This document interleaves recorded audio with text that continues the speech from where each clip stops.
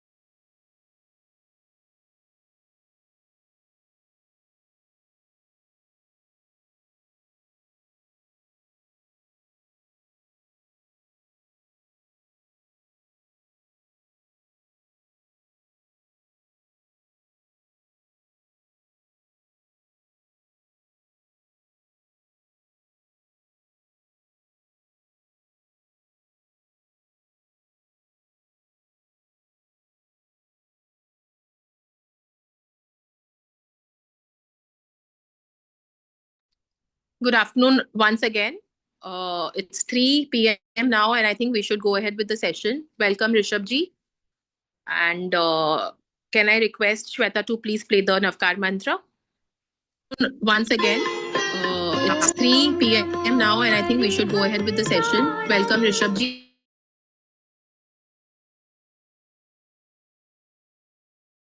1 minute, ma'am. Yeah.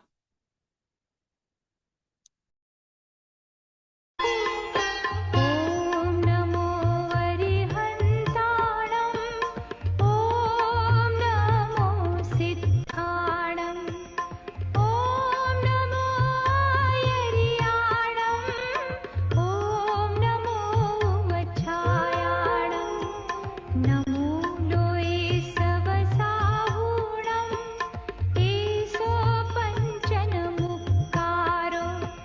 सवपावपणासनो मङ्गलाणं च सव्वेसिं पढमं हवै मङ्गलं पढमं हवै मङ्गलम्. Thank you so much, Shweta. I would request all the participants to please switch on your cameras so that we can have a very interactive session. And over to you, Rishabh ji. Please take over. Thank you. Thank you so much, Trishla ji. Let's start the session. I request everybody to switch their camera on quickly. Everyone, quickly. Yes. So I think the screen is visible to everybody. Is it?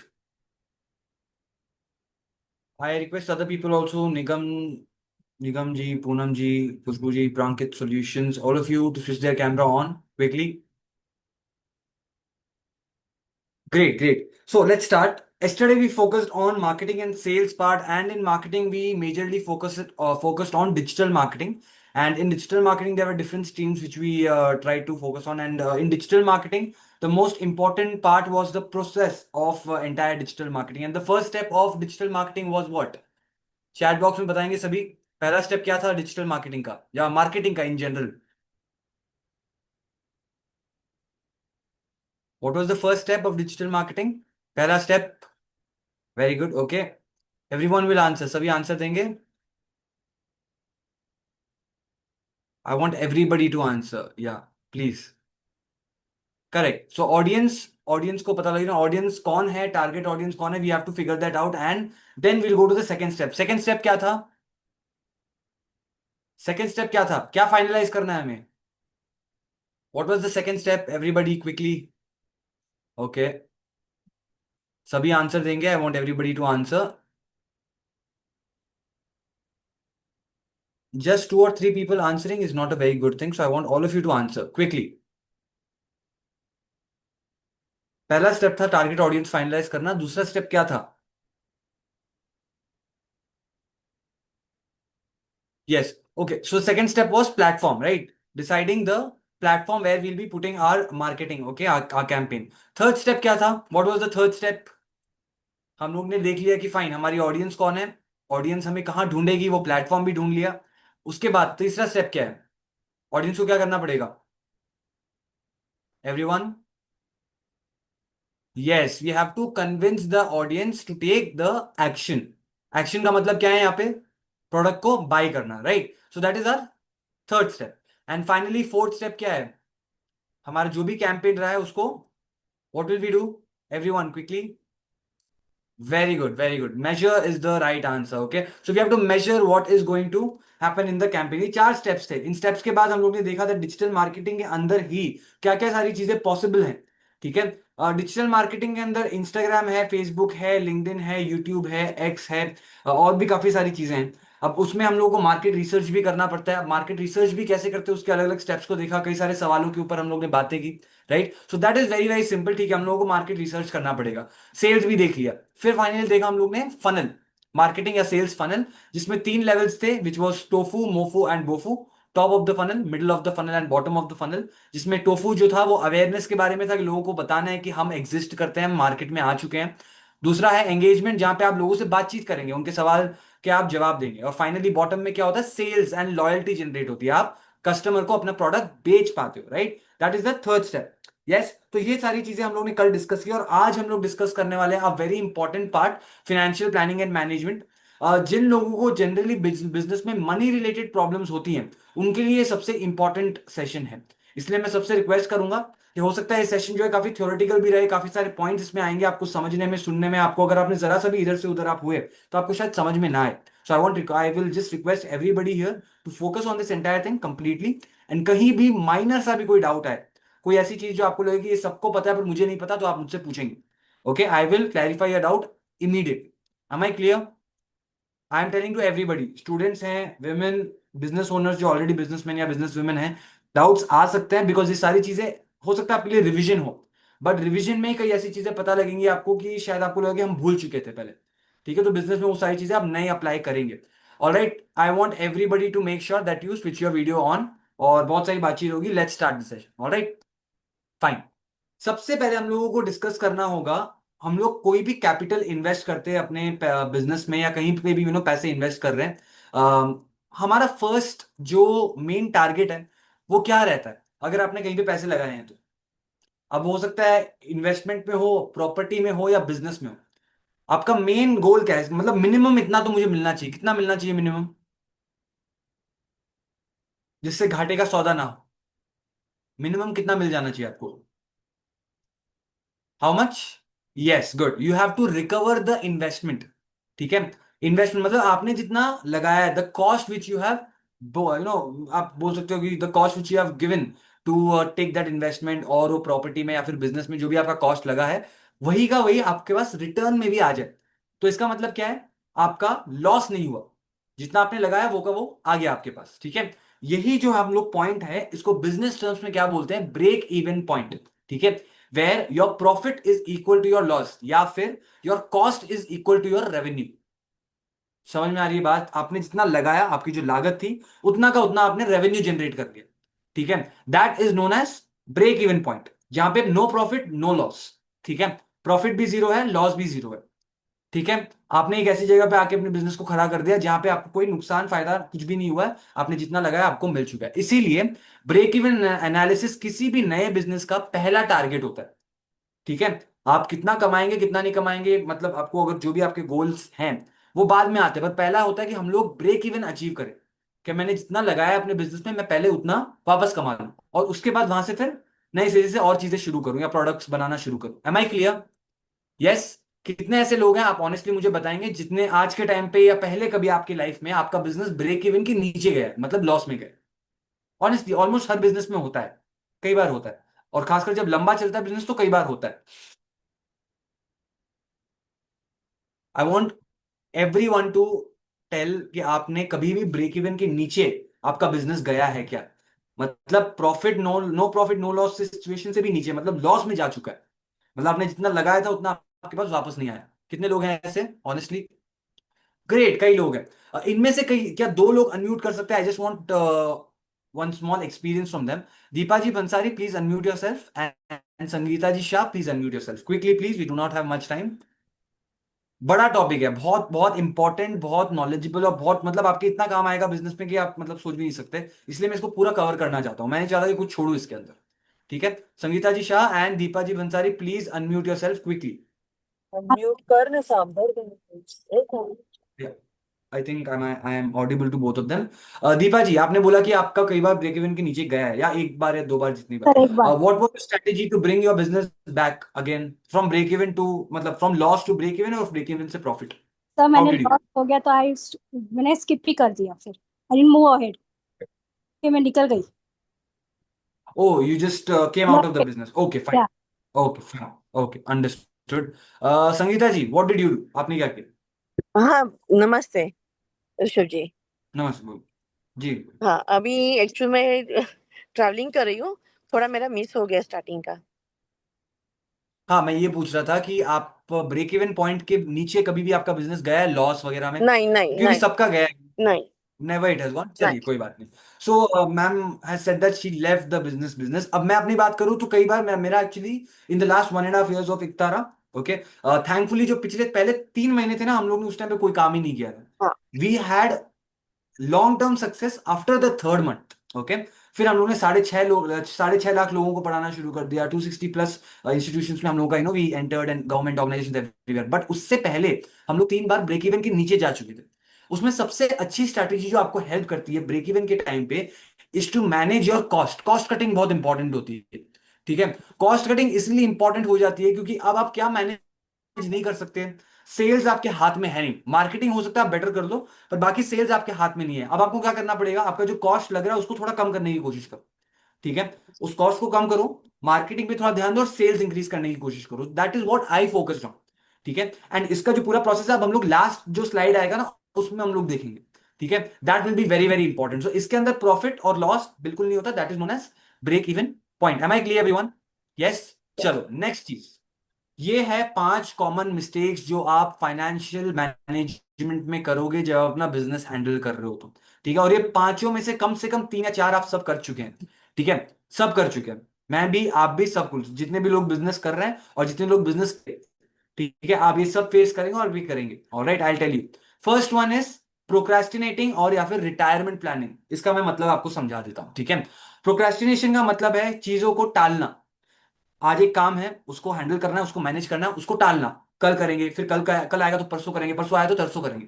Right, या फिर retirement planning की, यार ये खत्म होने के बाद ये करूंगा वो करूंगा एंड ऑल ऑफ दैट। ठीक है, हम लोग अपने ही सोच में डूबे रहते हैं, that's the reason we are not able to focus on the current situation. ठीक है, हम लोग को ये नहीं पता होता कि अभी करंट जो मेरी सिचुएशन है वो कैसी है, उसके हिसाब से I have to understand my finance. Yes, that is very important. तो प्रोक्रेस्टिनेशन और रिटायरमेंट प्लानिंग, अपने काम को आगे बढ़ाना, टाइम पे नहीं करना, पहली बात। और दूसरा retirement planning in the sense हद से ज्यादा मतलब आगे की सोचना। ठीक है, जो अभी तक आया ही नहीं है। ये वाली जो सिचुएशन है कितने लोगों के साथ हुई है कि सर मैं विजन प्लान करता रहता हूं या करती रहती हूँ, बट धरातल में या ऑन फील्ड इतना ज्यादा I am not able to get the success. ये कितने लोगों के साथ होता है? सही या गलत कुछ भी नहीं है इस मिस्टेक में, बस होता है। कई लोग करते हैं कि हो जाता है, कई बार होता है। Sometimes we tend to be a bit impractical, current situation पे ध्यान नहीं देते। Very good people who are saying yes, very good that you are accepting you have done that, okay. हाँ, बहुत लोगों ने, शायद मैंने भी कभी ना कभी किया होगा, मुझे ये वाली बात याद नहीं है कि मैंने किया कि नहीं, बट इनमें से कई चीजें मैंने की है। यस, तुम लोग प्रोक्रेस्टिनेट करते हैं आज का काम कल, ठीक है। इसका मैं सिर्फ मिस्टेक आपको नहीं बताऊंगा, मैं चाहता हूं आपको मैं एक सोल्यूशन भी दूं। प्रोक्रेस्टिनेशन का सबसे अच्छा सोल्यूशन पता है क्या है? अपना एक प्लानर बनाना, शेड्यूल बनाना, ठीक है। ये है प्रोक्रेस्टिनेशन का सबसे अच्छा सोल्यूशन, ऐसा हमें लगता है। कितने लोगों ने अपना अपना प्लानर बनाया है कभी ना कभी? स्कूल के टाइम पे बहुत कुछ बनाया होगा ना, शेड्यूल बनाना, टाइम टेबल बनाना, बनाया है सभी ने? बनाया बनाया बनाया, बहुत बनाया। हाँ, आगे बच्चे भी बनाते होंगे, ये सब मैंने भी बनाया था, राइट। तो हम सब बनाते हैं, कितने लोग फॉलो करते हैं सच बताइए? कितने दिन चलता है टाइम टेबल आपका? कितने दिन डेली फॉलो होता है? Great sir. कितने लोग कर पाते हैं? मैं तो नहीं कर पाता हूं। मैं इसलिए मैं टाइम टेबल मैंने एक पॉइंट के बाद बनाना छोड़ दिया था। मुझे पता था कि ऐसे नहीं होगा। वो मेरे अंदर से जब चीजें आएंगी only then I can follow. तो प्रोक्रेस्टिनेशन का सबसे आसान जो तरीका होता है इज वेरी सिंपल, ठीक है। आप कभी भी अपने काम को अगले दिन डिले करोगे ना, तो तभी होगा जब अगला दिन आपका फ्री पड़ा है, आपको लगता है कि यार अगला दिन पूरा फ्री है, कुछ नहीं है करने को, तो ये वाला काम कल कर लूंगा, वैसे भी फ्री बैठा हूं या बैठी हूं, right. So always keep your self occupied.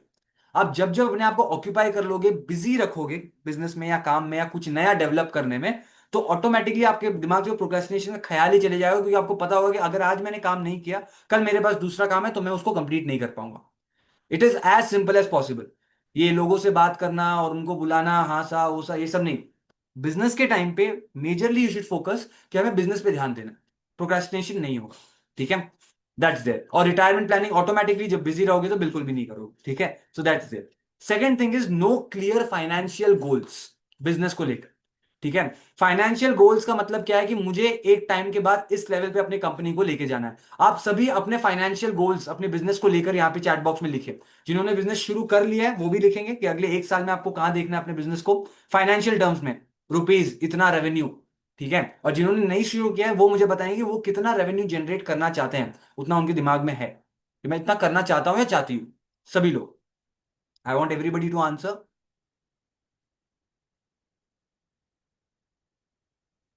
Yes, सभी आंसर देंगे।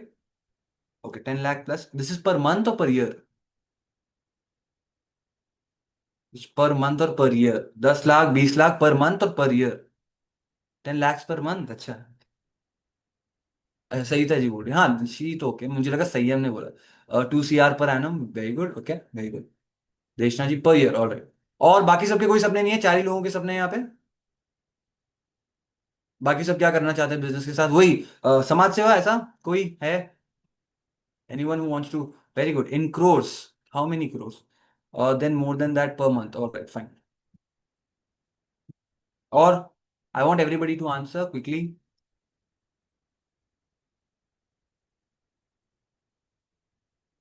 Quickly everybody will answer please. 5 CR per month, बहुत बढ़िया, ओके। अब ध्यान से सुनिए। आपने अपने फाइनेंशियल गोल्स को फिक्स कर लिए, ठीक है। फाइनेंशियल गोल्स को फिक्स करना अच्छी बात है, बट उसके हिसाब से प्लान करना पड़ता है, ठीक है। फाइनेंशियल गोल्स ऐसे नहीं किए जाते जो हम लोग अभी बोले ना, 10 लाख 20 लाख, वेरी गुड आपने कर लिया, बट उनको तोड़ना पड़ता है, ठीक है। We have to break them down. साल के गोल को महीनों में, महीनों को हफ्तों में, हफ्तों को दिन में, कि हर दिन मैं इतना मिनिमम एक मतलब सेल्स करूंगा या करूंगी, okay. That should be your mindset.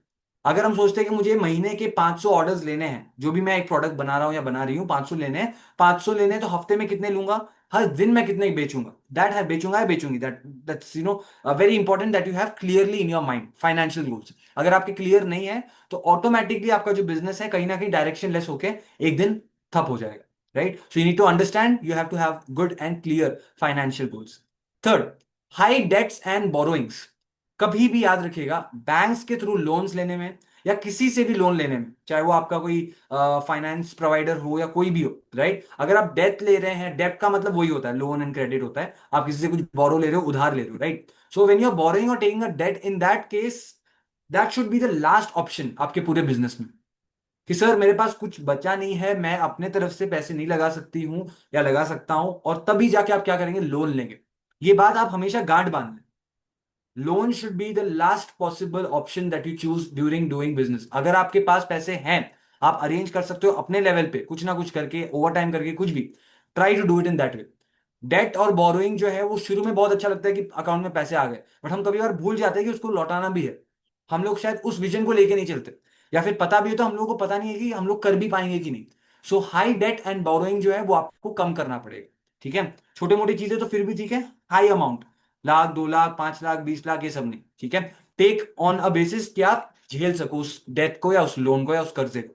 ठीक है, वेरी इंपॉर्टेंट। फाइनली आता है फेलिंग टू, फोर्थ आता है फेलिंग टू डाइवर्सिफाई। डाइवर्सिफाई का मतलब क्या होता है, चैट बॉक्स में बताएंगे सभी, जिनको पता है, जिनको नहीं पता मैं समझाऊंगा, डोंट वरी।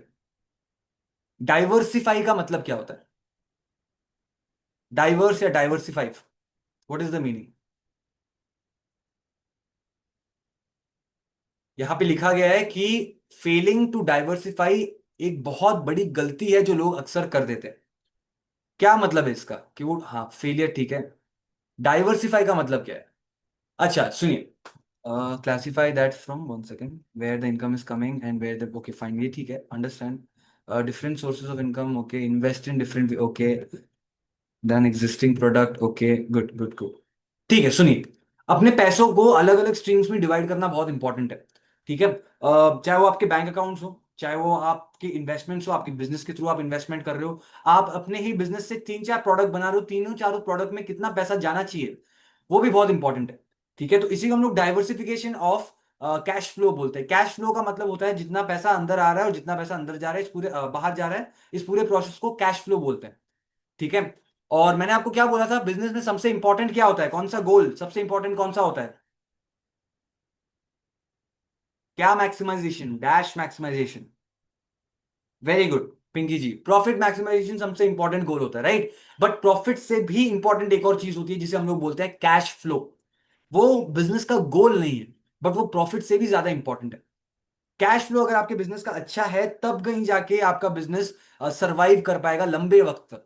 ठीक है, कैश फ्लो का मतलब क्या है, पैसे का आना और पैसों का जाना बिजनेस में कंटिन्यूसली बना हुआ है। ओके, राइट, रोलिंग जिसे हम लोग बोलते हैं, राइट, कॉमन टर्म्स में रोलिंग जिसे बोलते हैं। ठीक है, क्योंकि रोलिंग जब होती है तो आपका जो अकाउंट है, जो आपके फाइनेंशियल मैनेजमेंट का जो पूरा सिस्टम है, वो एक अलाइव रहता है, वो जिंदा रहता है। ठीक है, अगर वो नहीं हो रहा तो कहीं ना कहीं दिखता है कि यार फाइनेंशियली ये कंपनी कहीं ना कहीं सरवाइव नहीं कर पाएगी लॉन्ग टर्म के लिए।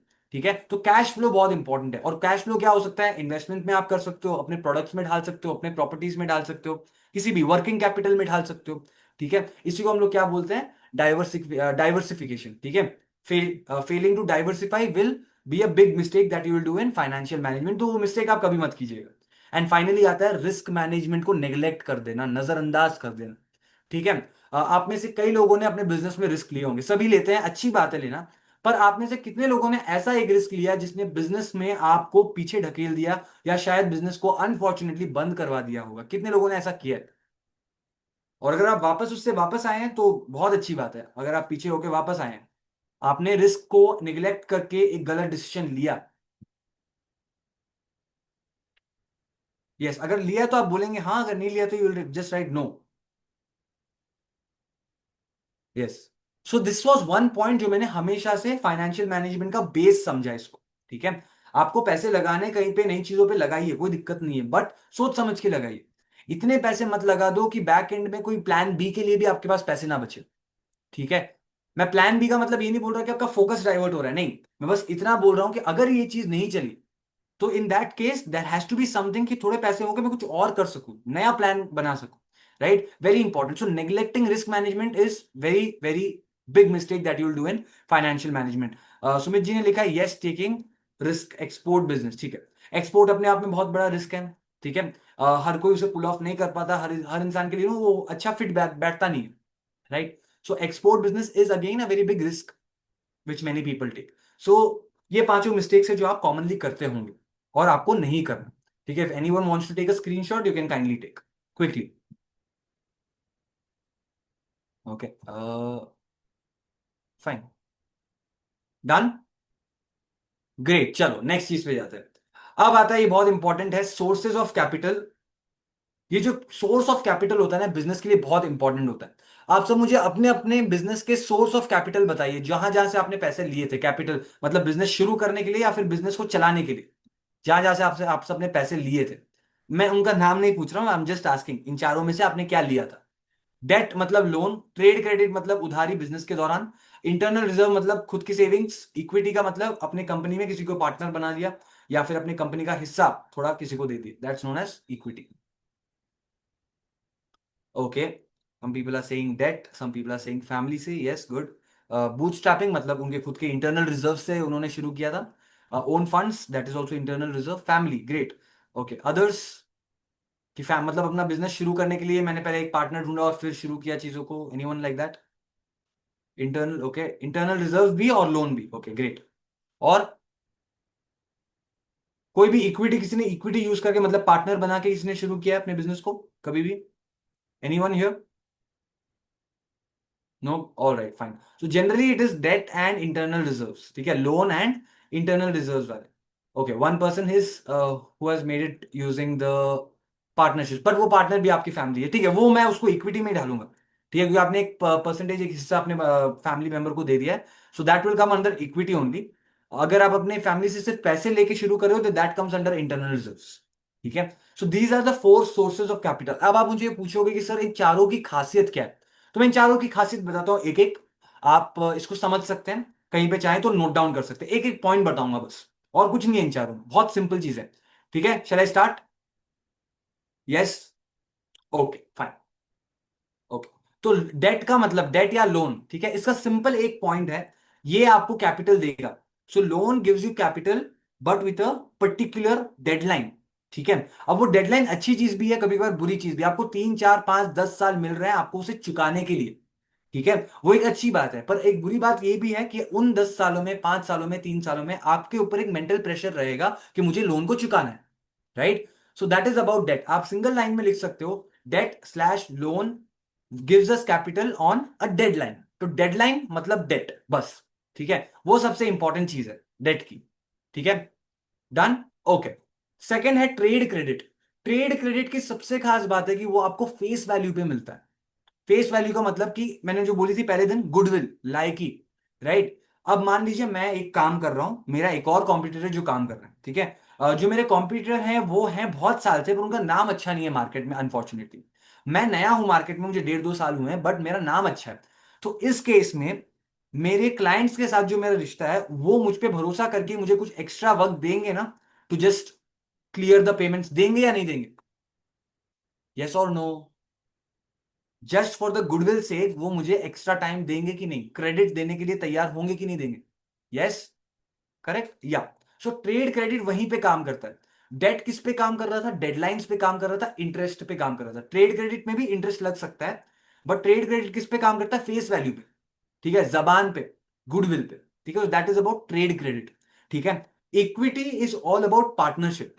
अब वो पार्टनरशिप 0.1% की भी हो सकती है, 1 की भी हो सकती है, 10 की भी हो सकती है, 50% की भी हो सकती है, ठीक है, डिपेंड करता है। इक्विटी के अंदर ही क्या आता है? इक्वल, ठीक है। अब इक्वल का मतलब ये नहीं कि 50-50%, नहीं। इक्वल का मतलब होता है जितना से मेरा है मेरे बिजनेस को चलाने में, उतना ही मेरे पार्टनर का भी होगा। वो भी बता सकते हैं कि इसमें ये सही है वो गलत है, इसलिए उसको क्या कहा गया है? इक्विटी, ठीक है। Equity share, equity share, shares अलग अलग टाइप के होते हैं, ठीक है, उसमें से एक क्या है? इक्विटी शेयर है, ठीक है। तो इक्विटी हम लोग मतलब पार्टनर्स बनाना। चौथा आता है इंटरनल रिजर्व्स। इंटरनल रिजर्व से सेफ तरीका कोई दूसरा है नहीं, ठीक है। इंटरनल रिजर्व में कोई डेडलाइन नहीं होती, आपको इसमें किसी को अपनी फेस वैल्यू दिखाने की जरूरत नहीं है। इंटरनल रिजर्व में आपको किसी को अपना शेयर देने की जरूरत नहीं है, वर्क अपने वर्क रेवेन्यू से। बट इंटरनल रिजर्व की एक मतलब डिसएडवांटेज भी है। और इंटरनल रिजर्व की जो डिसएडवांटेज वो ये है कि आप जैसे जैसे पैसे स्पेंड करते जाओगे, आपके ऊपर परफॉर्मेंस प्रेशर बिल्डअप होते जाएगा। क्योंकि अगर आपका पैसा कम हो रहा है, बट साथ में आपने जहां पे उसे अप्लाई किया वो बिजनेस प्रॉफिटेबल बन गया, तो बहुत अच्छी बात है भाई।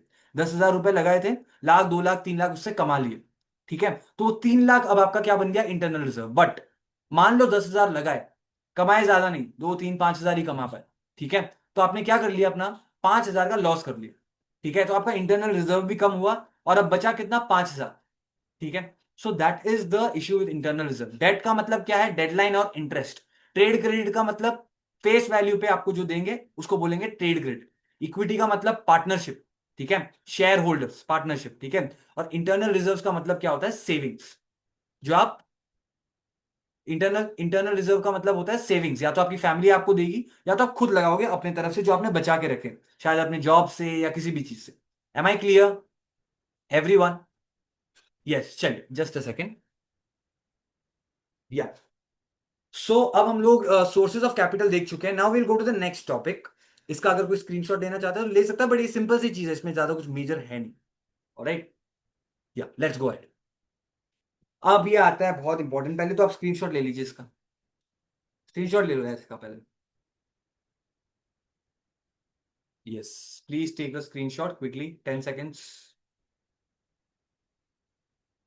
हाँ, अब सुनिए, ये जो है ये गवर्नमेंट स्कीम्स हैं, ठीक है। मैंने आपको 4 तरीके बताए अभी। डेट लोन, डेट या लोन। दूसरा क्या था? It was about trade credit. तीसरा था इक्विटी पार्टनरशिप। चौथा था इंटरनल रिजर्व्स। इसके अलावा एक और होता है जिसे हम लोग बोलते हैं गवर्नमेंट ग्रांट या गवर्नमेंट इन्वेस्टमेंट, ठीक है। गवर्नमेंट जब आपके बिजनेस में पैसा लगाती है लोन के फॉर्म में या इन्वेस्टमेंट के फॉर्म में या ग्रांट के फॉर्म में, ठीक है, उसको हम लोग क्या बोलते हैं? गवर्नमेंट इन्वेस्टमेंट, ठीक है। ग्रांट का मतलब किसी को पता है? ग्रांट्स का मतलब क्या होता है? What is the meaning of grants? What is the meaning of grants? जी, अलाउंस, ओके। अलाउंस नहीं होता है, ग्रांट अलग चीज होती है। आपने किसी चीज किसी को ग्रांट किया है, आई ग्रांट यू हॉलीडे और आई ग्रांट यू मनी, या कुछ भी आपने ग्रांट किया, मतलब क्या है? दान है ना, दान। करेक्ट, दान बोलते हैं जिसे हम लोग। तो पहले के जमाने में राजा क्या करता था? दान करता था, ग्रांट। तो दान क्या वापस लेता था इंटरेस्ट के साथ? क्या लेता था इंटरेस्ट के साथ वो राजा, कि मुझे वापस दो मेरा दिया हुआ दान? नहीं ना। वही गवर्नमेंट का ग्रांट है। ग्रांट में गवर्नमेंट आपको एक अमाउंट दे देगी, आपसे कोई इंटरेस्ट नहीं मांगा जाएगा, आपसे रिटर्न भी नहीं करने बोलेंगे वो पैसा। वो पैसे आपके हैं अब, ठीक है। 5 लाख दिए तो 5 लाख आपके हैं, आपको लौटाने की जरूरत नहीं, और लौटाने की जरूरत नहीं तो फिर तो इंटरेस्ट की बात ही नहीं आती है, ठीक है। तो वो क्या बोलते हैं हम लोग? ग्रांट बोलते हैं। अब ग्रांट, अब सोचोगे सर मैं कोई भी बिजनेस वहां जाके ग्रांट ले सकता है क्या गवर्नमेंट से? बिल्कुल नहीं लिया जा सकता। राजा भी जब दान देते थे तो कुछ खास करने पे दान देते थे, राइट। सबको तो नहीं देते थे, अच्छे लोग तो सभी है, सभी मेहनत कर रहे हैं, राइट। तो बिजनेस भी उसमें कुछ खास होना चाहिए, कुछ ऐसा जिसमें एक कैपेबिलिटी है कि यार ये कुछ नया बन सकता है, कुछ अलग कर सकता है, right. Then government will be more than happy to give you a grant, ठीक है। इंडिया में 25, 30, 50 लाख तक ग्रांट्स दिए जाते हैं आज भी, ठीक है। स्टेट के अपने अपने ग्रांट्स हैं, सेंट्रल लेवल के अपने अपने ग्रांट्स हैं, ठीक है। और कुछ स्कीम्स ऐसे हैं जिनमें आपको लोन के लेवल पे अमाउंट मिलेगा, ठीक है। गवर्नमेंट के जो स्कीम्स है उसमें 3 तरह से आपकी मदद की जाती है आपके बिजनेस में। पहला ग्रांट्स, दूसरा लोन, तीसरा लीडरशिप प्रोग्राम्स, ठीक है। या फिर तीसरा मैं बोलूं ट्रेनिंग प्रोग्राम्स, ठीक है। आपकी मदद की जाती है, आपको बिजनेस में हेल्प करेंगे, आपको गाइडेंस देंगे, गाइडेंस, ठीक है। सो क्या था? पहला था आई थिंक ग्रांट, दूसरा था credit loan, and third one is guidance, ठीक है। सभी ये याद रखेंगे। अब आप ये इसका स्क्रीनशॉट ले लीजिए फटाफट, आई थिंक आप ले चुके हो। पहला है स्टार्टअप स्टार्टअप लीडरशिप प्रोग्राम। मतलब अगर आपका एक स्टार्टअप आप शुरू करना चाहते हो तो उसमें क्या क्या चीजें आपको करनी चाहिए एज अ लीडर, उसके लिए ट्रेनिंग दी जाती है गवर्नमेंट के थ्रू। तो यहां पे क्या आ गया? कौन सी कैटेगरी में है तीनों में से? ग्रांट, लोन या गाइडेंस? ग्रांट है या लोन है या गाइडेंस? पहला वाला startup leadership programme, grant, loan या गाइडेंस? सभी बताएंगे, come on everybody. Good good, okay. इसके अलावा नेक्स्ट वन फिर आता है कि हाँ ये गाइडेंस है बिल्कुल। फिर आता है startup India seed funding scheme. नाम में ही पता है ये क्या है, ग्रांट, लोन या फिर गाइडेंस? सोच के बताएंगे जल्दी फटाफट। ग्रांट नहीं है, ग्रांट नहीं है, अभी मैं रिपीट करूंगा, don't worry. Okay, fine, very good, ठीक है। लोन है, लोन है, लोन है, लोन या इन्वेस्टमेंट, आप जो भी बोलो। इन्वेस्टमेंट नहीं है क्योंकि इन्वेस्टमेंट तब माना जाता है जब आप शेयर देते हो अपना, इक्विटी 1%, 2%, 5%। शार्क टैंक में आपने देखा होगा, राइट, वो, ठीक है। ये है लोन। नेक्स्ट आता है credit guarantee trust fund. Credit आया, वर्ड लोन, ठीक है। फिर आता क्या आता है? Single point registration scheme. Single point registration scheme क्या है? अब ये इसमें मजा आएगा, सुनिए। ये बताइए, ग्रांट है, लोन है या गाइडेंस है? Single point registration scheme. Okay, grant बोल रहे दो लोग, दो तीन लोग ग्रांट बोल रहे हैं। ओके, अदर्स, बाकी लोग क्या बोलेंगे? Okay, loan also. Single point registration scheme. सभी आंसर देंगे जितने भी यहाँ पे लोग हैं, 30 लोग। I want everybody to answer. Great. Okay, so single point registration scheme जो है, it is basically not a grant, not a loan, it is guidance. ठीक है। सिंगल पॉइंट रजिस्ट्रेशन मतलब बिजनेस के रजिस्ट्रेशन में जो जो चीजें लगती हैं, ट्रेडमार्क से लेके, प्राइवेट लिमिटेड से लेके, आपका कंप्लायंस से लेके, आपका tax registration, GST registration, IT registration, सब कुछ लोगों को करवाना, लोगो जो आप बनवाते हैं अपना, ये सारी चीजें एक ही पॉइंट पे रजिस्ट्रेशन गवर्नमेंट करवा के देती है। उसी को क्या बोला गया? सिंगल पॉइंट रजिस्ट्रेशन स्कीम, ताकि आपको बार बार अलग अलग जगह ना जाना पड़े। Yes, to make your problem easier. ठीक है। फिर आती है चौथी चीज, the stand up India scheme. ये जो स्कीम है, ये मैं बता देता हूं आपको। स्टैंड अप इंडिया स्कीम जो है, ये ग्रांट दिया जाता है। ठीक है। स्टैंड अप इंडिया स्कीम अगर आप चाहो तो आप देख सकते हो। मैं आप इसमें, मुझे थोड़ा सा एक डाउट है कि स्टैंड अप इंडिया स्कीम आज भी फंक्शनल है या नहीं है। आज से 3 महीने पहले फंक्शनल थी।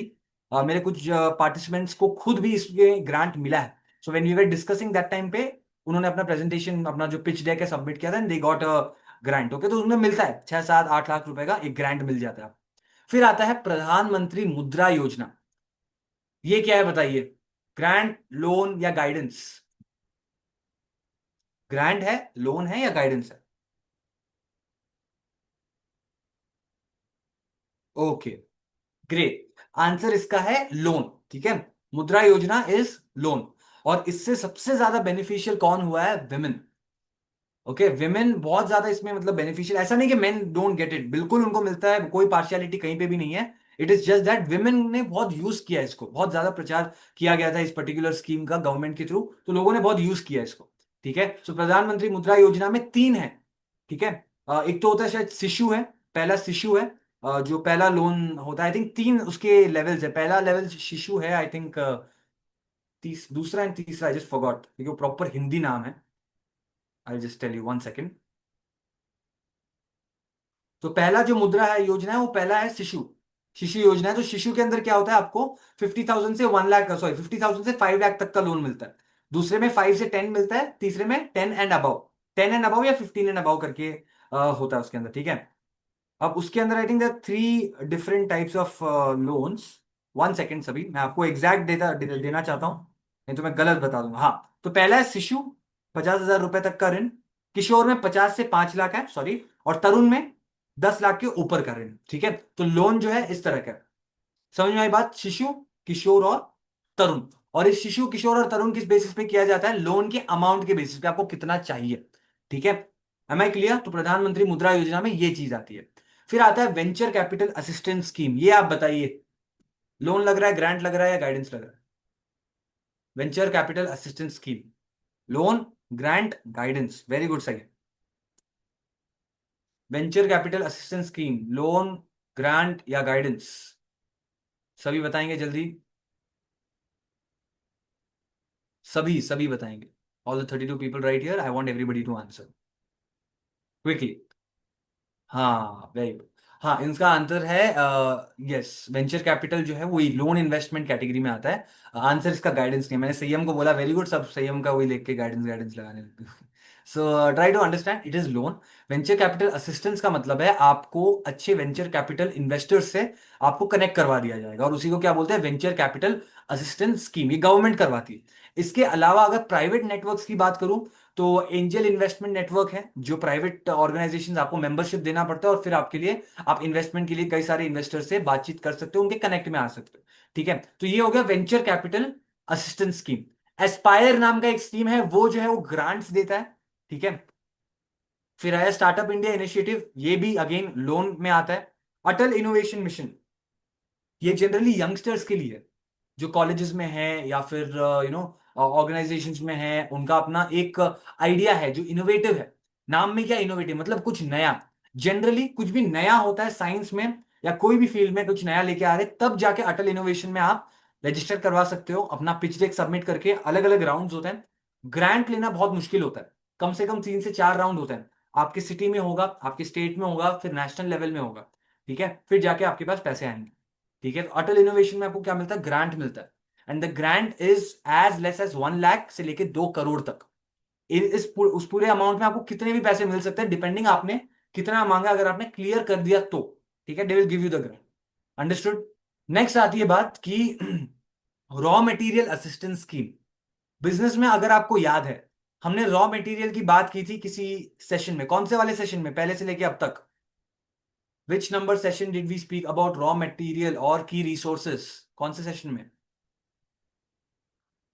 सेशन, फर्स्ट सेशन, अच्छा। कौन से वाले सेशन में हम लोग ने बात की थी इसके बारे में? राइट, सेकंड सेशन में, राइट। बिजनेस प्लानिंग में हम लोग ने इसके बारे में बात की थी, जब हम लोग बिजनेस मॉडल कैनवास देख रहे थे।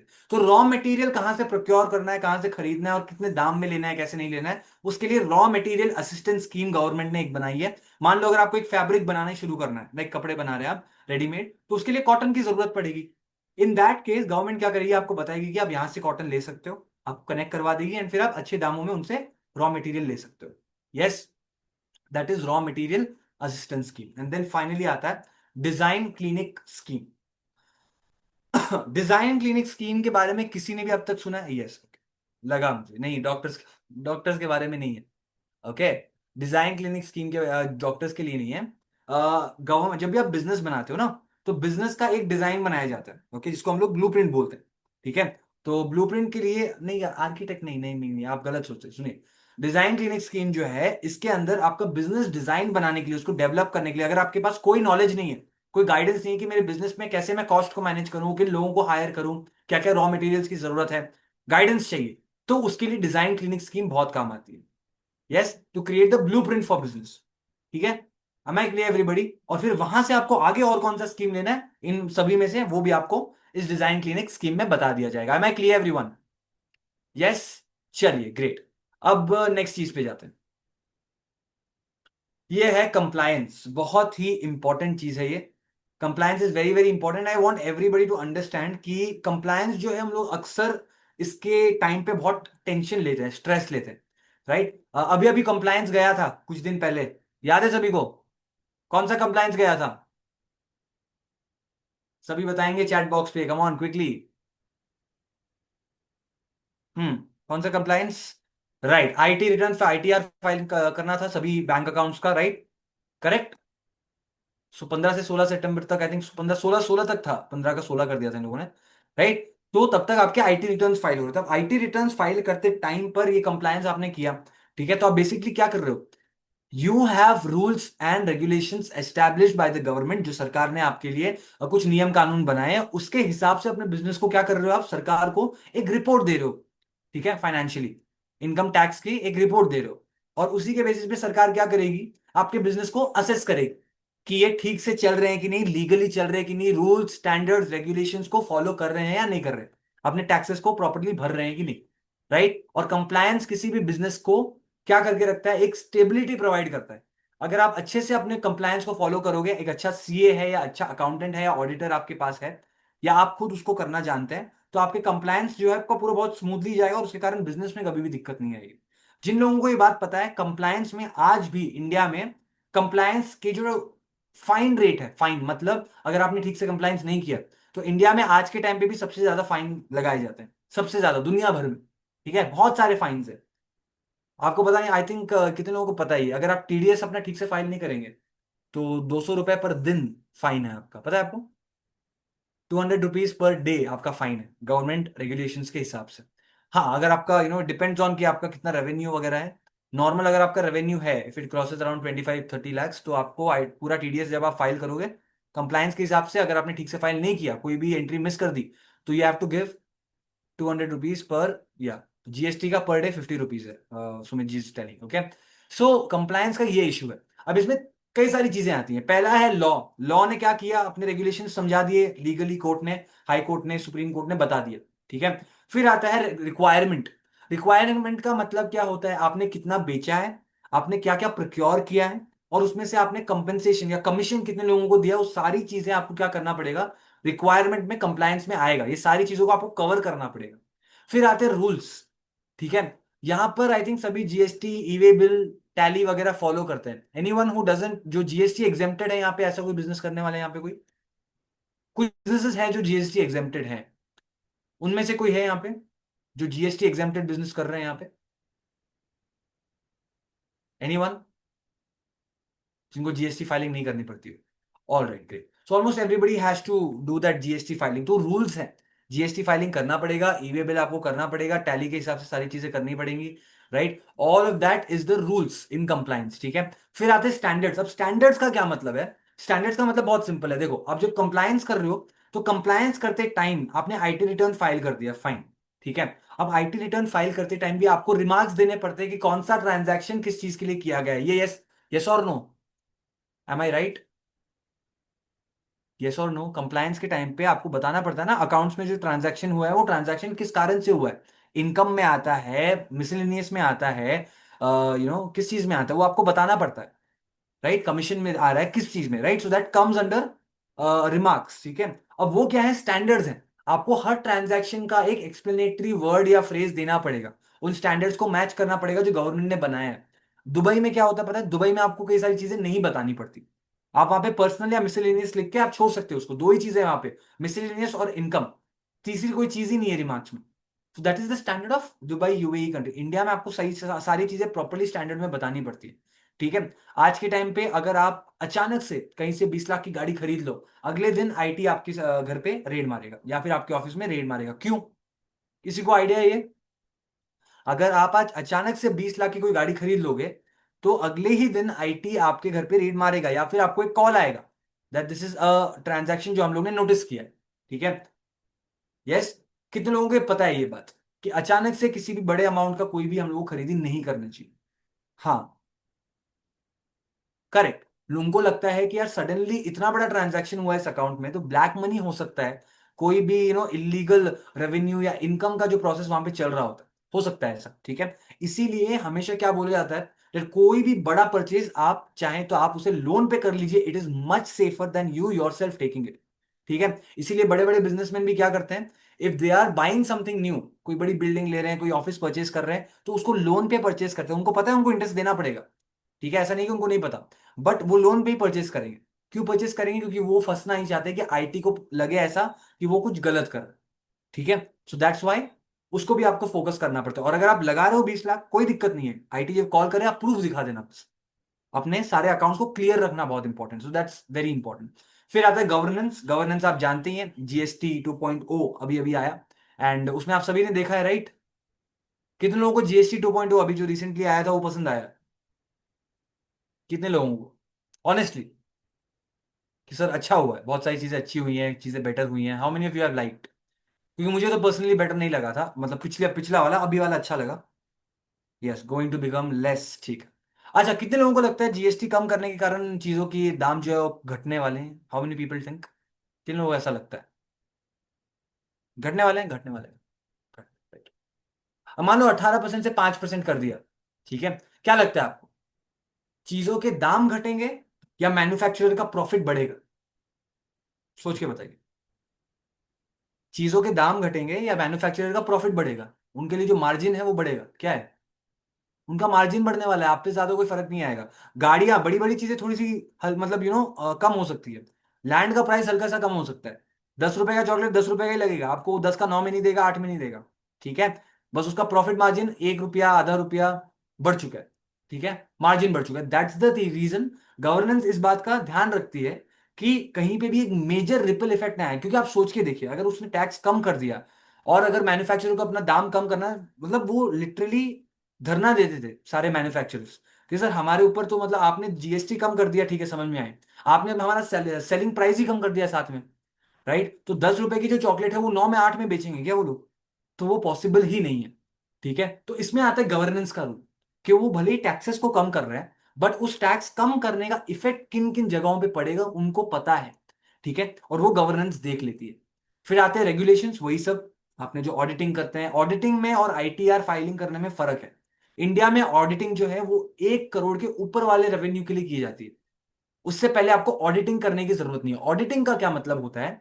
ऑडिटिंग का मतलब बहुत सिंपल है, आपको सारी चीजें पब्लिक डोमेन में डालनी पड़ती है। बेसिकली आपको सारी चीजें क्लियरली बतानी पड़ेगी, हमको समझाना पड़ेगा आईटी रिटर्न में क्या है, पासबुक लिया, बैलेंस मतलब सॉरी पासबुक लिया, ट्रांजैक्शंस के बारे में बता दिया, समझ में आ गया। रेगुलेशंस में आपको हर ट्रांजैक्शन का बैक हिस्ट्री बताना पड़ेगा, ऑडिटिंग करनी पड़ती है पूरी, ठीक है। इसलिए ऑडिटर्स जो हैं पूरा एक ऑडिट जब करते हैं उनके लिए सीए से ज्यादा कमा लेते हैं कई बार, ठीक है। तो that happens for businesses beyond 1 CR, अगर 1 करोड़ से ज्यादा आपका रेवेन्यू है, ईयरली रेवेन्यू, तब जाके आपको ऑडिटिंग करना पड़ता है, ठीक है। फिर आता है ट्रांसपेरेंसी, ईमानदारी का होना बहुत जरूरी है, ये सभी आपको पता है। फिर आती है पॉलिसीज, ठीक है। जितनी भी पॉलिसीज इंडियन गवर्नमेंट ने जुडिशियरी के हिसाब से कॉन्स्टिट्यूशनली बनाई है, we have to follow it, and that is why we can make a good successful and अच्छी गुडविल वाला बिजनेस बना सकते हो। तो ये है हमारा कंप्लायंस वाला part. Am I clear everybody? Yes. अब आता है फाइनल टॉपिक, जो है कॉस्ट मैनेजमेंट, जो मैंने आपको पहले वाले स्लाइड में दिखाया था। पहले वाले स्लाइड में मैंने क्या दिखाया था आपको? What did I show you in the first slide? सभी बताएंगे चैट बॉक्स में क्विकली। पहले स्लाइड में क्या देखा था हम लोग ने? याद है किसी को? नहीं याद है? जाके देखें वापस। चलिए, हाँ, गुड, समवन हैज गिवन। ये है हमारा पहला स्लाइड, ब्रेक इवन एनालिसिस किया था, राइट? जहां पे ना प्रॉफिट ना लॉस, दोनों 0-0 है। आपको आपने जितना लगाया था उतना आपने कमा लिया। तो इसी ब्रेक इवन एनालिसिस टाइम पे मैंने क्या बोला था, अगर आपको ब्रेक इवन से प्रॉफिट पे जाना है पर आपके सेल्स नहीं बढ़ रहे, तो आप क्या कर सकते हो, अपने कॉस्ट को कम कर सकते हो, राइट? तो आपका प्रॉफिट ऑटोमेटिकली बढ़ जाएगा, क्योंकि आपने आपकी जो लागत है, आपका जो इन्वेस्टमेंट है, वो कम हो गया। Yes, so here if you see, cost management के 5 तरीके हैं कॉस्ट को कम करने के, ठीक है। उसमें 5 स्टेप आते हैं, तरीके नहीं है, 5 स्टेप है, एलिमेंट्स बोल सकते हो। पहला है कॉस्ट एस्टिमेशन, ठीक है। कॉस्ट एस्टिमेशन का मतलब है आपके हिसाब से जो भी आपके पास चीजें हैं, उससे प्रोडक्ट बनाने में या सर्विस बनाने में आपको कितना कॉस्ट लगेगा, ठीक है। रफली, ये फाइनल कॉस्ट नहीं है, आपने एक रफ बना दिया, ठीक है। फिर सेकंड आता है बजटिंग। बजटिंग का क्या मतलब होता है कि आपके पास फिलहाल कितने पैसे हैं, उसको कॉस्ट एस्टिमेट जो आपने निकाला, कोटेशन, उसके साथ मैच करके देखना, उसको क्या बोलेंगे हम? बजटिंग, ठीक है। बजट फिक्स करना। फिर आता है कॉस्ट कंट्रोल, कि मैंने बजट फिक्स कर लिया, बट मेरा बजट जो है, मेरे एक्चुअल जितना मैं लगा सकता हूं उससे लगभग 20% एक्स्ट्रा है, तो 20% कम करना पड़ेगा, तो कॉस्ट कंट्रोलिंग करनी पड़ेगी, घटाना पड़ेगा। फिर फोर्थ आता है कॉस्ट रिपोर्टिंग। मतलब कॉस्ट रिपोर्टिंग का मतलब होता है उस चीज को बनाने के लिए जितने भी डिपार्टमेंट्स हैं, हर डिपार्टमेंट में आपका कितना अमाउंट लगने वाला है। 10 रुपए की चॉकलेट के लिए हो सकता है 1.5 रुपया उसमें से मार्केटिंग में गया हो, 1 रुपया सैलरी लेबर में गया हो, आधा रुपया इलेक्ट्रिसिटी एंड फैक्ट्री में गया हो, राइट? इस तरह से क्या होगा? कॉस्ट रिपोर्टिंग, किस डिपार्टमेंट के लिए कितने पैसे लगे।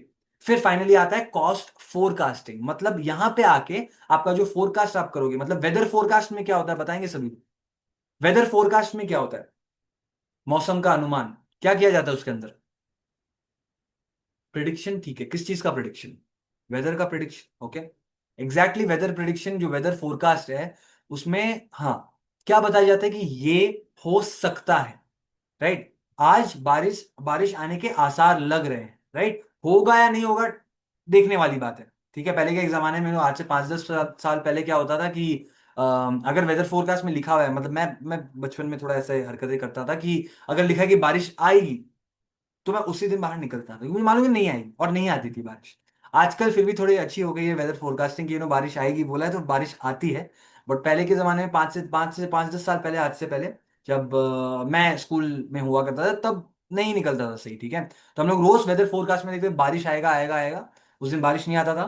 बोलते थे जिस दिन धूप आएगी उस दिन, बोलते थे उस दिन बारिश आ जाती थी एक्चुअली, ठीक है। तो वो फोरकास्टिंग काम नहीं करता था, ठीक है। बट बिजनेस में फोरकास्टिंग काम करता है। वो फोरकास्टिंग का मतलब क्या होता है? मैंने इतना कॉस्ट यूज किया है, मुझे सेलिंग के लिए इतना प्राइस लगाना पड़ेगा, ओके। 8 रुपए में बनाया है, 15 रुपए में बेचूंगा, 7 रुपए मेरा प्रॉफिट आ रहा है, उसमें से टैक्स वगैरह घटा के 5 रुपया मेरे पास नेट प्रॉफिट बना, ठीक है। अच्छा, revenue minus cost is equal to which profit? Profit gross होता है, नेट होता है? ग्रॉस या net?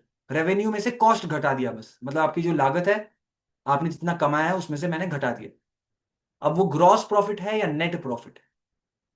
Gross net, gross net कुछ, ठीक है, ठीक है। अब उस अमाउंट से मैंने टैक्स को, मेरे इंटरेस्ट रेट को, सारी चीजों को और घटा दिया, तो वो कौन सा प्रॉफिट है? ग्रॉस या नेट? पहले मैंने सिर्फ कॉस्ट को घटाया, फिर मैंने इंटरेस्ट, फिर मैंने उसमें से जो मेरे इंटरेस्ट के अलावा जो टैक्सेस हैं, राइट, उसको मैंने घटा दिया। फिर मैंने आया, हाँ, लास्ट में क्या आता है, नेट प्रॉफिट आ। सिर्फ कॉस्ट घटाया तो ग्रॉस प्रॉफिट। अगर आपने टैक्स वगैरह भी घटा दिया तो फिर वो आता है नेट प्रॉफिट। और नेट प्रॉफिट वो प्रॉफिट है जो आखिर में आपके अकाउंट में बचेगा। दैट इज द प्रॉफिट जो आप घर लेके जाते हो, ठीक है, वो आपका रिजर्व है। ठीक है, सो कॉस्ट फोरकास्टिंग में क्या करते हैं हम लोग, इसी को फिगर आउट करते हैं कि मेरा नेट ग्रॉस प्रॉफिट कितना आएगा और इसको मैं किस तरह से हैंडल कर पाऊंगा या कर पाऊंगा। Am I clear? तो ये हो गया कॉस्ट एस्टिमेशन। सबसे पहले क्या करेंगे हम लोग, एस्टिमेट करेंगे कि मैं जो प्रोडक्ट बना रहा हूं उसमें कितने पैसे लग सकते हैं, पॉसिबिलिटी। फिर आएगा बजटिंग, कि मेरे पास एक्चुअली जो पैसे हैं उसके हिसाब से जितना मैं बना रहा हूं कॉस्ट एस्टिमेट, वो बैठ रहा है या नहीं। ठीक है, फिर वो कंपैरिजन करने के बाद मैं कॉस्ट कंट्रोल करूंगा कि यार बैठ नहीं रहा, अब मैं क्या करूंगा, मुझे कॉस्ट को कम करना पड़ेगा, राइट। तो कॉस्ट कम करने बैठूंगा, धीरे धीरे 15-20%, 15-20% जितना हो सकता है करूंगा। फिर आएगा कॉस्ट रिपोर्टिंग। फाइनल कॉस्ट बनने के बाद कौन सा कॉस्ट जो है वो कौन से डिपार्टमेंट के लिए, 10 रुपए की चीज में से एक एक रुपया कहाँ कहाँ जा रहा है उसका रिपोर्टिंग करना, पूरा रिपोर्ट बनाना। फिर आया कॉस्ट फोरकास्टिंग, मतलब उस कॉस्ट में से कितना प्रॉफिट है, कितना कॉस्ट है, रेवेन्यू में से कितना पार्ट जो है कौन से फील्ड में जा रहा है, वो कॉस्ट रिपोर्ट के अंदर भी आ गया। तो वो सारी चीजें किसमें आ गई, कॉस्ट फोरकास्टिंग में आ गई। Am I clear everybody? Am I clear? Yes. तो ये सारी किस चीज में आ गई, कॉस्ट मैनेजमेंट में। अब सुनिए, मैं एक चीज आपको एक्स्ट्रा वापस बताना चाहता हूं, इंपॉर्टेंट है, क्योंकि इनमें से मैं कुछ स्कीम्स आपको बताऊंगा। I want everybody to just note down कि इनमें से काम की स्कीम्स कौन कौन सी है। फटाफट व्हाट्सएप अपना खोल के लिखना शुरू कर दीजिए, या फिर नोट पेन कुछ है तो आप वहां लिख लीजिए, जहां भी आपकी मर्जी। कुछ स्कीम्स बता रहा हूं, काम आएंगे, आसान है। इनमें से ग्रांट या लोन लेना, ठीक है, मैंने आपको बोला 1 लाख से लेके 50,000 से लेके 2 करोड़ तक का लोन दिया जाता है गवर्नमेंट के थ्रू। ग्रांट्स 25-50 लाख तक दिए जाते हैं। So I want everybody to just note down, ठीक है।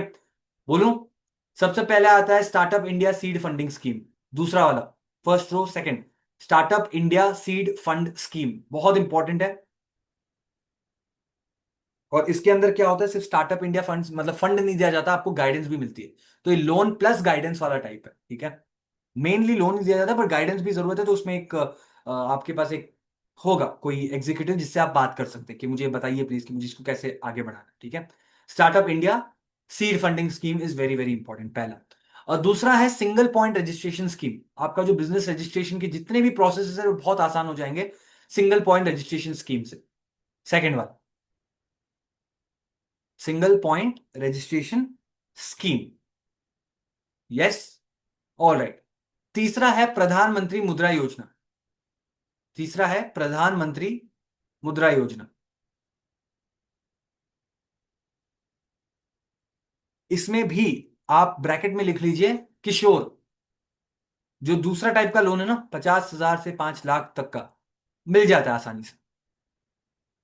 डॉक्यूमेंटेशन बहुत लगेगा उसके अंदर, प्रॉपर 15 दिन आपको शायद डॉक्यूमेंट ढूंढने में लग जाए, बट हाँ, उसमें काफी आसानी होती है किशोर निकालने में। क्योंकि छोटा लोन होता है तो वो लोग सोचते हैं कि दे नहीं दे, छोटा सा अमाउंट है, क्यों हम लोग इतना टाइम लगाएं इसके अंदर। किशोर में बहुत काफी आसान रहता है कि आपको मिल जाएगा।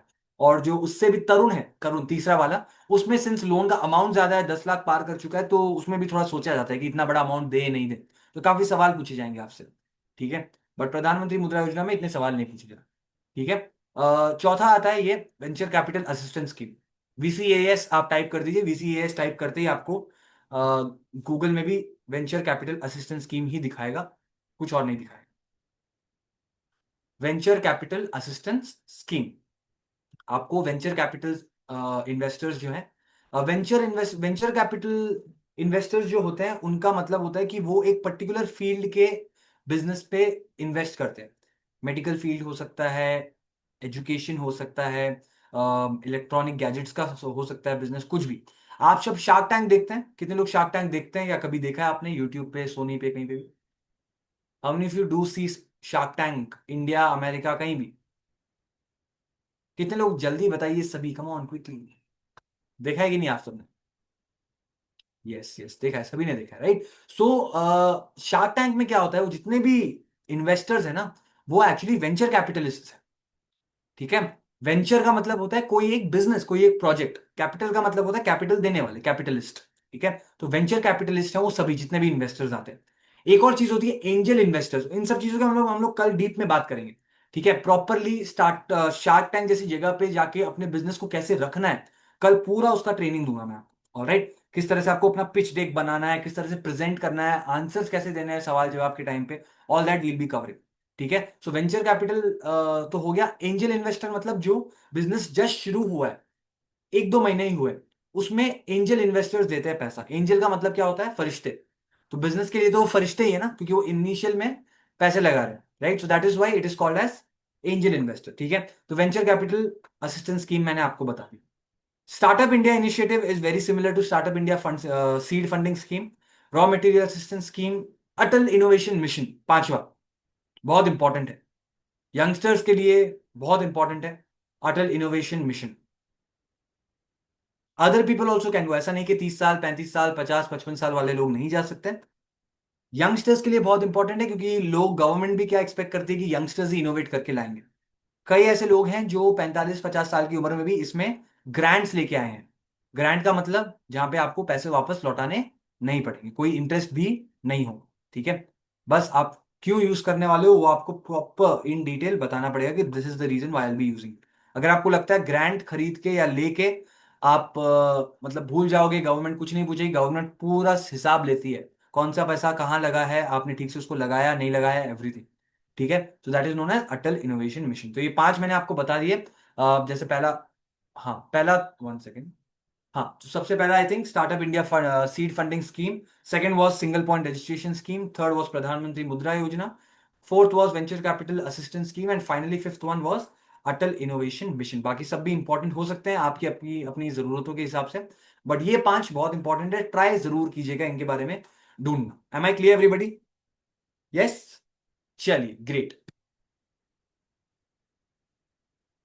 That is it for the session. यहाँ पे एक इंपॉर्टेंट अनाउंसमेंट, 2 अनाउंसमेंट्स मैं करना चाहूंगा, alright. I want everybody to remember, Sunday को पैनल डिस्कशन होने वाला है, सबके लिए ओपन है। आपके फ्रेंड्स, रिलेटिव्स, कलीग्स, जिनको आपको बुलाना है, you can bring them, no problem, because 2 बहुत इंपॉर्टेंट पैनलिस्ट आ रहे हैं। Both of them are women, both of them are highly highly successful. एक ने सोलर एनर्जी के फॉर्म में बहुत सारी चीजें इंडिया में डेवलप की हैं, and she is also the chief secretary nationally of Jito, Mrs. Ritu Choraria, and the other person is a business coach just like me, and also she has been doing a lot of things related to investment, and बहुत business coach के form में बहुत कुछ किया उन्होंने, and she's much experienced also. So both of them will be coming on, Ritu ji Choraria and Shilpa ji Patel, highly reputed people, so do not miss that session.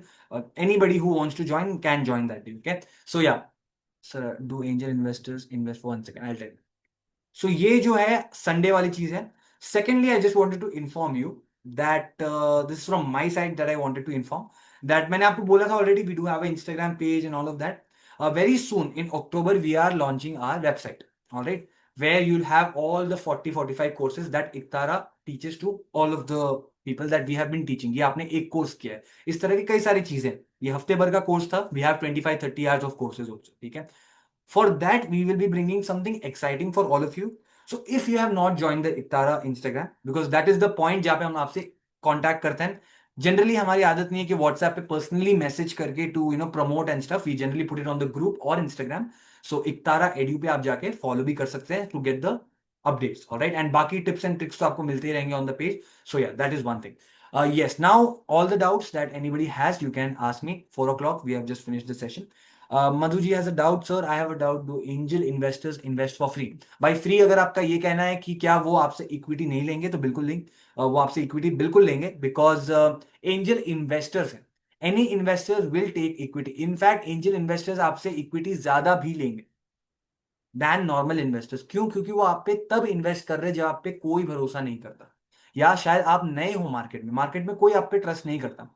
तो जब कोई angel investor आप पे idea level पे invest कर रहा है, तो ऑटोमेटिकली वो इक्विटी चाहेंगे, क्योंकि उनको शायद लगा होगा कि ये बिजनेस आगे जाके बड़ा बन सकता है। तो वो 1-2% पे बात नहीं करते, 5, 10, 15, 20, 25 पे ही बात करते हैं मिनिमम, ठीक है।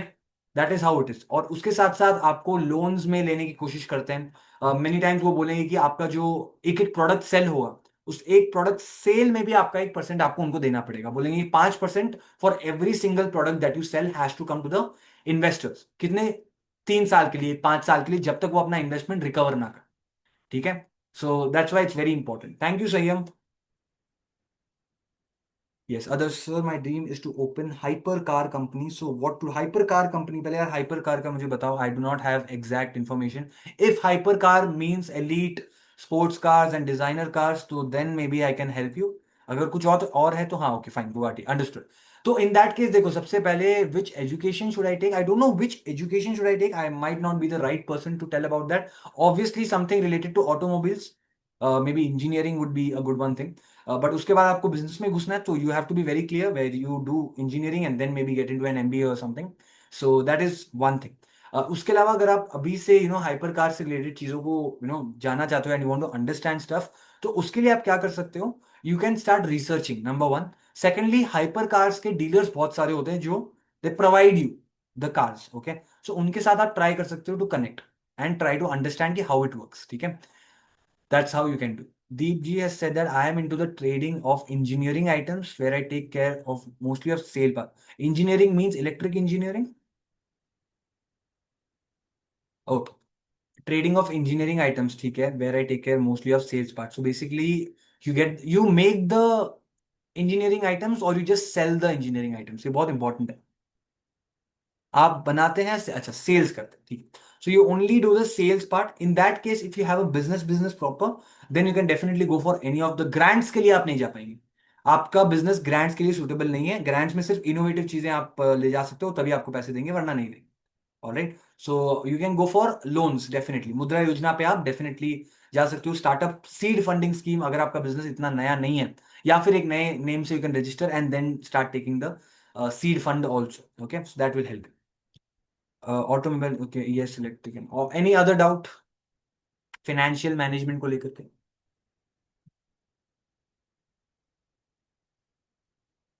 Any other doubt, please tell me.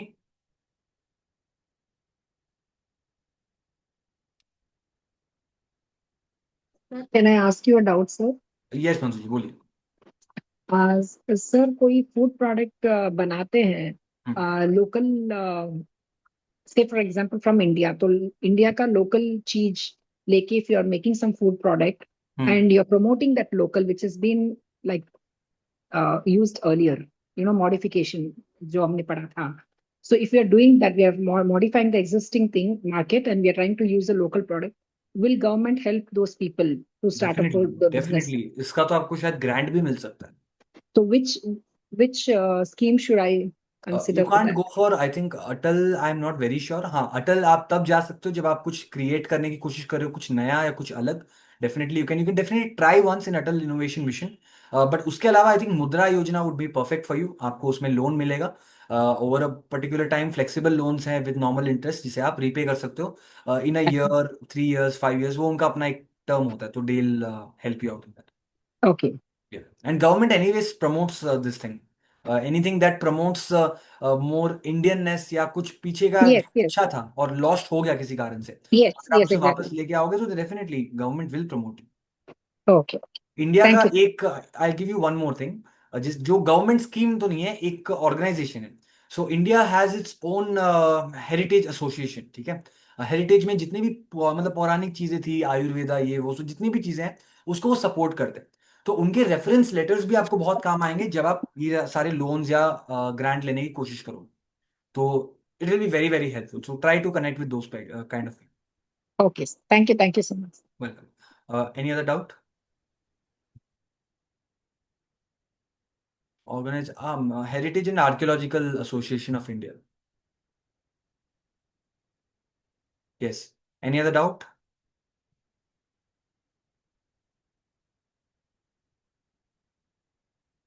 Nobody? No doubts?